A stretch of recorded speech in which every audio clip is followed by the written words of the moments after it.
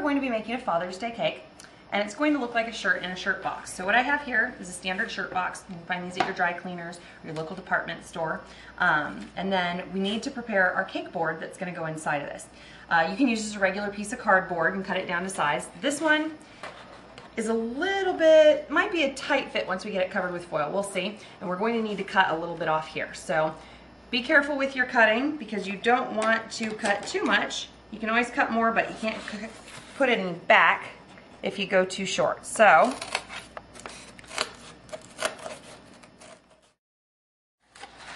now that I've cut my cardboard, I'm going to check it for size. It's actually a bit of a tight fit, so I know once I get the foil on here, it's going to be a little bit too big. So I'm going to cut just a hair off of the edge here so that it fills the box nicely, but isn't too snug.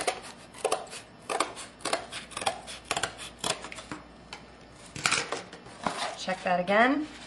There we go. That's going to go in and out of there nicely. So that's ready to be covered with foil.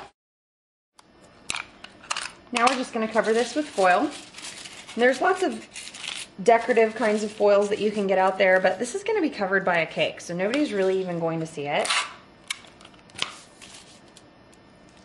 So regular plain old aluminum kitchen foil is fine because you know what? It costs a lot less than those ones that are sold just for cakes. And it's obviously just as food safe.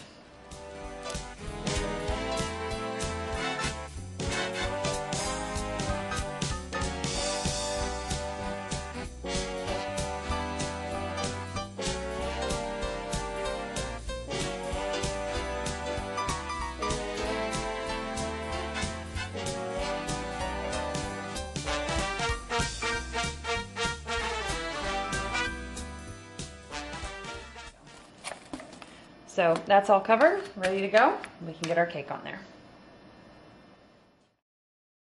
Now we've made sure that our board fits perfectly inside of our box, and we're going to measure it. We've got 9 inches by barely over 14.5. Now something to keep in mind is that you need extra room for the icing and the fondant that's going to be on this cake.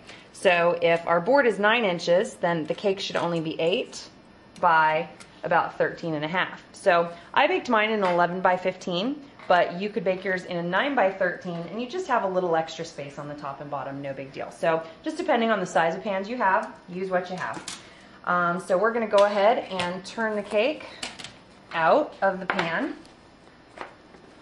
And I baked this in an 11 by 15, which is perfect size for 2 cake mixes, in case you're a cake mix kind of person. And these are flour nails that you might be familiar with. I just spray them real good with non-stick coating before I bake my cake, and it helps the center to bake evenly. Otherwise your sides are done, the middle's still jiggly, so that's not a good thing.